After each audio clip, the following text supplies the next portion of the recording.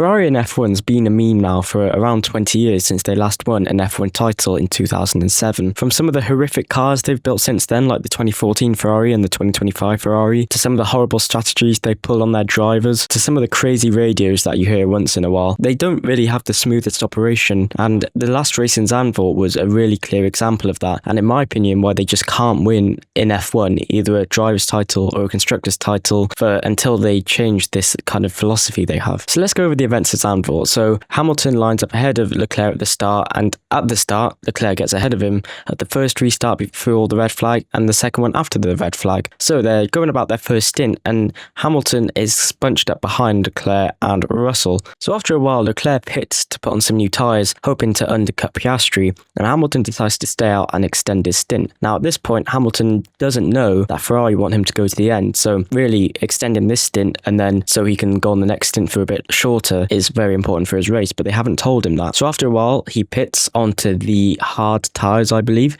and begins closing the gap to Piastri and Leclerc. Now Leclerc finally overtakes Piastri after a bit, and a few laps later Hamilton does the same. Now this puts Ferrari in an awkward spot where Leclerc's ahead on the older tyres and Hamilton is approaching fast behind on the newer hards. The logical steps for any team in this situation would be for them to tell Leclerc to move over just to let Hamilton use his tyres. Get out of the way. Don't shout there. I'll go to have a chance, but go to the last corner. Because what they know is that Hamilton is going to go to the end on his hard, so he may as well have the clean air to try and push.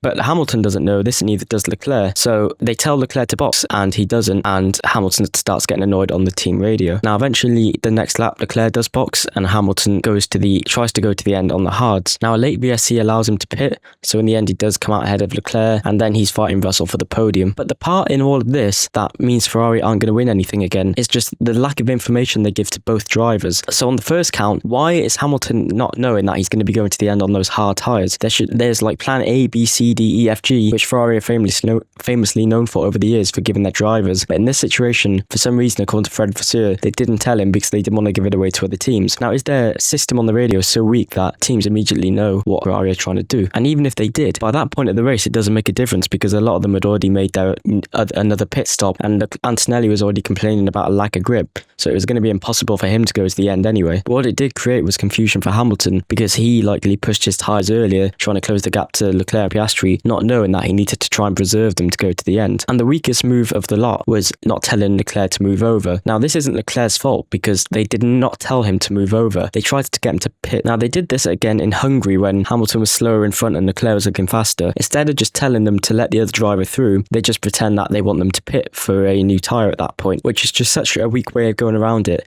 because instead of just trying to maximise the race time for both of them, you're essentially sacrificing the other one just so the other one can go through and pump some clean lap times in. So in the end, you end up ruining both their races. Instead of just telling the one to move out the way, who's going to either be ahead again later, or the other driver will be told to let the original driver through again. It's this mentality and just weakness in Ferrari's kind of race day operations, which mean they're not going to maximise the points on any given weekend, and means that they're always going to end up playing second fiddle to other teams like Mercedes, because Mercedes, for example, told Russell to let Antonelli through. This was because Hamilton was charging behind on the new soft tyres, ready to come and get Antonelli to try and take a spot away.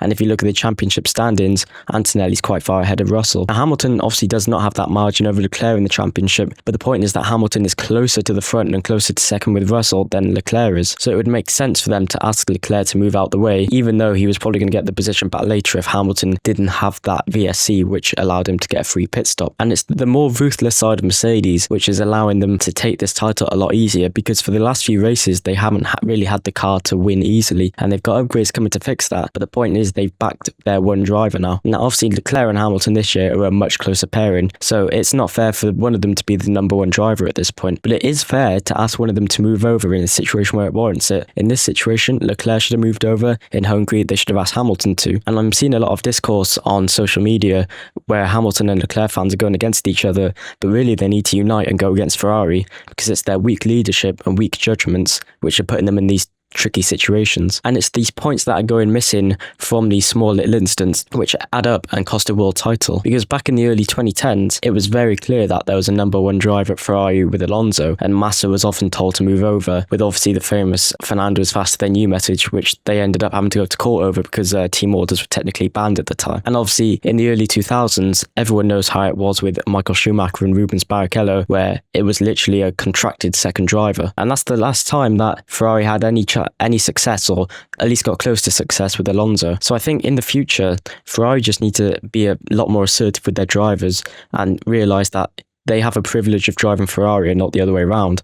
They get paid plenty of money a year to not take the team orders personally and just to quickly comply with them and move out of the way. And I did a few weeks ago saying, can Lewis Hamilton win his 8th title in 2026? And if they don't improve on this, then that will definitely not happen. But you should go and check out that video because I go into a lot of different factors there.